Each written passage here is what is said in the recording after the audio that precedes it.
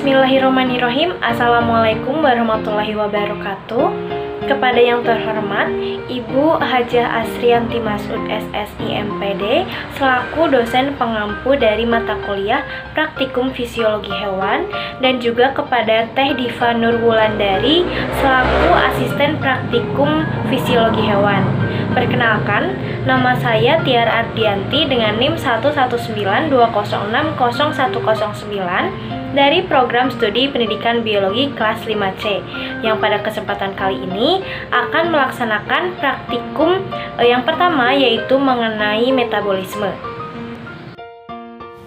Dasar teori. Metabolisme merupakan keseluruhan proses reaksi biokimia yang terjadi dalam sel tubuh, dan sesuai dengan pendapat Deddy Syahrizal yang menjelaskan bahwa kata metabolisme berasal dari bahasa Yunani, yaitu metabolismos, yang artinya perubahan. Dan metabolisme juga dapat didefinisikan sebagai suatu proses kompleks di dalam sel-sel dan jaringan yang berlangsung secara berkesinambungan demi menjamin ketersediaan energi dan juga kelangsungan hidup suatu organisme. Pengaturan proses metabolisme ini diatur oleh berbagai sistem koordinasi di level organ dan selular dengan bantuan enzim dan juga hormon yang terlibat agar metabolisme ini terus berlangsung secara seimbang. Adapun tujuan praktikum kali ini yaitu untuk menentukan kecepatan metabolisme secara teoritis berdasarkan luas permukaan tubuh. Alat dan bahan. Yang pertama ada timbangan badan, digunakan untuk mengukur berat badan manusia dengan skala kilogram atau kg. Yang kedua ada pengukur tinggi badan. Nah, alat yang digunakan ini yaitu meteran baju dengan skala cm atau cm. Cara kerja. Pertama, kita ukur dulu tinggi badan dengan menggunakan meteran yang ditempelkan di tembok, lalu sejajarkan kaki, badan hingga kepala pada tembok, letakkan penggaris di atas kepala, lalu catat hasil pengukuran. Kedua, kita akan mengukur berat badan dengan menggunakan timbangan badan yang ditempatkan pada permukaan datar dan injak timbangan dengan kedua kaki, lalu catatlah hasil pengukuran. Setelah mengukur tinggi dan berat badan, catat juga umur dan jenis kelamin.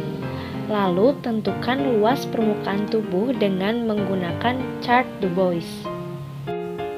Adapun cara menentukan luas permukaan tubuh dengan menggunakan chart Du Bois yaitu yang pertama, kita letakkan dulu nilai tinggi badan pada titik yang sesuai di garis 1 dan bobot badan pada garis 2. Kemudian, hubungkan dengan menggunakan mistar antara titik pada garis 1 dengan titik pada garis 2 dan dilalui garis 3. Nah, dari garis tersebut pada garis 3 ini diperoleh satu titik yang tepat dilalui oleh garis tersebut, dan pada titik tersebut akan didapatkan angka tertentu yang menunjukkan nilai luas permukaan tubuh yang bersangkutan dalam satuan meter persegi. Nah, diketahui tinggi badan 150 cm dengan berat badan 40 kg, maka diperoleh hasil luas permukaan tubuh adalah 1,30 meter persegi.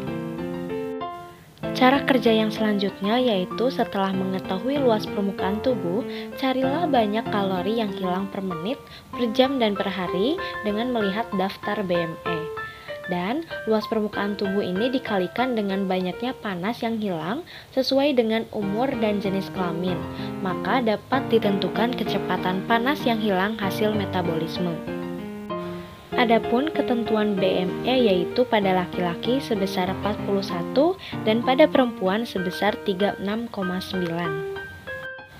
Nah, selanjutnya kita akan menghitung BMR atau basal metabolic rate yang merupakan pengekspresian sejumlah kalori dalam kilokalori yang dikeluarkan oleh tubuh per meter persegi luas permukaan tubuh setiap jam untuk aktivitas vital tubuh seperti denyut jantung, bernafas, transmisi elektrik pada otot, sirkulasi darah, peristaltik usus, temperatur tubuh, serta fungsi vegetatif lainnya.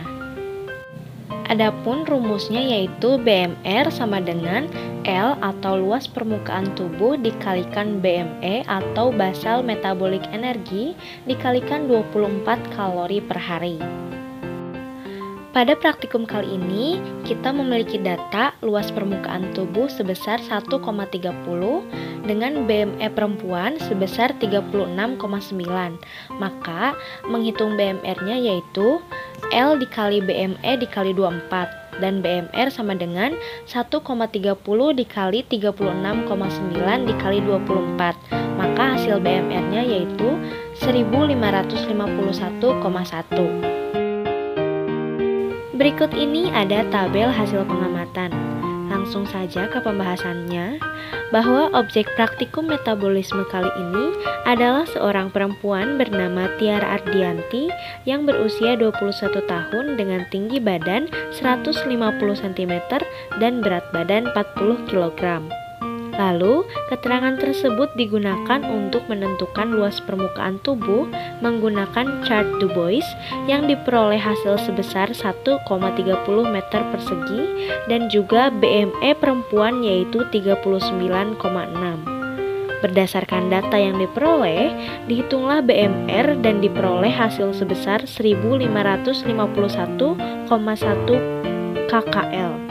Maka dari praktikum metabolisme ini diketahui bahwa kalori yang dibutuhkan Tiara Ardianti untuk melakukan aktivitas dasar tubuh adalah sebesar 1551,1 kilokalori. Mengapa berdasarkan hasil pengukuran yang telah dilaksanakan terjadi perbedaan kecepatan metabolisme? Nah, perlu kita ketahui bahwa kecepatan metabolisme setiap orang itu berbeda-beda. Seperti yang dijelaskan oleh Wiwi Kusmawati, hal tersebut dipengaruhi oleh adanya faktor primer dan faktor sekunder yang berbeda pada setiap individu. Nah, faktor primer ini meliputi pertumbuhan, luas permukaan tubuh yaitu tinggi dan berat badan, usia, jenis kelamin, cuaca atau suhu, dan kelembaban, ras dan keadaan emosi atau stres, dan juga keadaan fisiologis khusus. Lalu, faktor sekundernya itu terdiri dari status gizi, keadaan sakit dan penyembuhannya, dan jenis kegiatan fisik, ukuran, dan komposisi tubuh. Di manakah tempat terjadinya metabolisme? Metabolisme merupakan keseluruhan proses reaksi biokimia yang terjadi dalam sel tubuh. Dan sesuai dengan pendapat Deddy Syahrizal bahwa metabolisme adalah suatu proses kompleks di dalam sel-sel dan jaringan yang berlangsung secara berkesinambungan demi menjamin ketersediaan energi dan kelangsungan hidup suatu organisme. Kesimpulan: metabolisme merupakan keseluruhan proses reaksi biokimia yang terjadi dalam sel tubuh dan jaringan yang berlangsung secara berkesinambungan demi menjamin ketersediaan energi dan kelangsungan hidup suatu organisme. Adapun kecepatan metabolisme ini dipengaruhi oleh adanya faktor primer yang meliputi pertumbuhan, luas permukaan tubuh, usia, jenis kelamin, cuaca atau suhu dan kelembaban, ras dan keadaan emosi atau stres, dan juga keadaan fisiologis khusus. Lalu adapun faktor sekundernya yang terdiri dari status gizi, keadaan sakit dan penyembuhan, dan jenis kegiatan fisik, ukuran, dan juga komposisi tubuh.